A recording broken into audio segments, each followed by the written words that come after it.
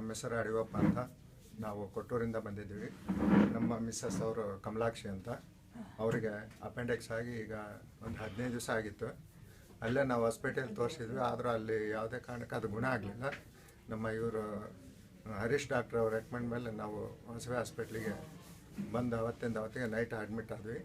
ಬಂದ ತಕ್ಷಣ ಇಲ್ಲಿ ಡಾಕ್ಟ್ರು ನಮಗೆ ಒಳ್ಳೆ ಫೆಸಿಲಿಟೀಸ್ ಮಾಡಿ ನೈಟೇ ಅಡ್ಮಿಟ್ ಮಾಡ್ಕೊಂಡು ತಿರ್ಗಾ ದಿವಸ ಬೆಳಗ್ಗೆನೇ ನಮ್ಮನ್ನ ಆಪ್ರೇಷನ್ಗೆ ಅರೇಂಜ್ ಮಾಡಿದ್ರು. ಯಾಕಂದರೆ ಅಪೆಂಡಿಕ್ಸ್ ಭಾಳ ಕ್ರಿಟಿಕಲ್ ಸ್ಟೇಜಲ್ಲಿತ್ತು ಅವ್ರದ್ದು. ಅದು ಆಮೇಲೆ ಅಪೆಂಡಿಕ್ಸ್ ಹೊಡೆದು ಭಾಳ ಸ್ಪ್ರೆಡ್ ಆಗಿಬಿಟ್ಟಿತ್ತು. ಹಂಗಾಗಿ ತಿರ್ಗಾ ದಿವಸ ಬೆಳಗ್ಗೆನೇ ನಮಗೆ ಆಪ್ರೇಷನ್ಗೆ ಅರೇಂಜ್ಮೆಂಟ್ ಮಾಡಿದ್ರಿಂದ ನಮ್ಗೆ ಭಾಳ ಅನುಕೂಲ ಆಯಿತು.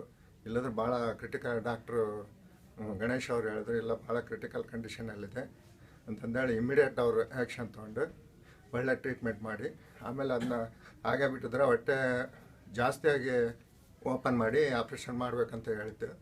ಆದರೆ ಇಲ್ಲಿ ಗಣೇಶ್ ಡಾಕ್ಟ್ರು ಮತ್ತು ರಮೇಶ್ ಡಾಕ್ಟ್ರ್ ಅವರು ಎಂಡೋಸ್ಕೋಪಿಕ್ ಸರ್ಜರಿ ಮೂಲಕ ಸಣ್ಣ ಹೋಲ್ ಮೂಲಕ ಆಪ್ರೇಷನ್ ಮಾಡಿ ಒಳ್ಳೆ ಟ್ರೀಟ್ಮೆಂಟ್ ಕೊಟ್ಟಿದ್ದಾರೆ.